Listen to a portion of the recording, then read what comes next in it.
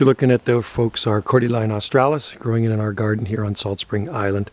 We have a lot of Cordylines, and the trick to growing a Cordyline is living in the right climate. Okay, this is the only place in Canada you will see mature Cordylines, is certain areas along the Pacific coast and quite a ways up the coast too.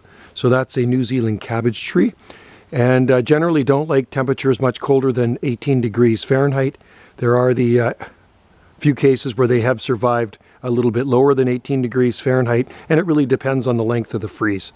So they're a beautiful tree from New Zealand, really common on the southwest coast of England, and they're in Ireland and Scotland on the coast, and don't like extremes of temperature.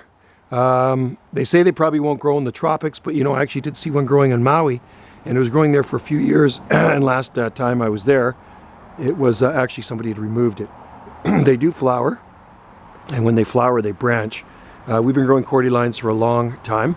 This one here is, these trees here are about, I guess, 13 feet tall, maybe a little bit more. Plant them in full sun. They'll grow in part shade. And you can buy them really cheap, as they sell them as Dracaena spikes, and most people put them in the center of their pots with geraniums and other flowers as kind of like a centerpiece plant, and then kind of discard them in the fall, and they throw them in the compost. So in this climate here in the Southern Gulf Islands, they will turn into a tree. They are a long-term Zone 9A plant. There's some large ones in Vancouver on the west end, along the west end, and where near the ocean where it's mildest. So give these a try. And like I say, they're very inexpensive to buy, and they're usually sold as Dracaena spikes.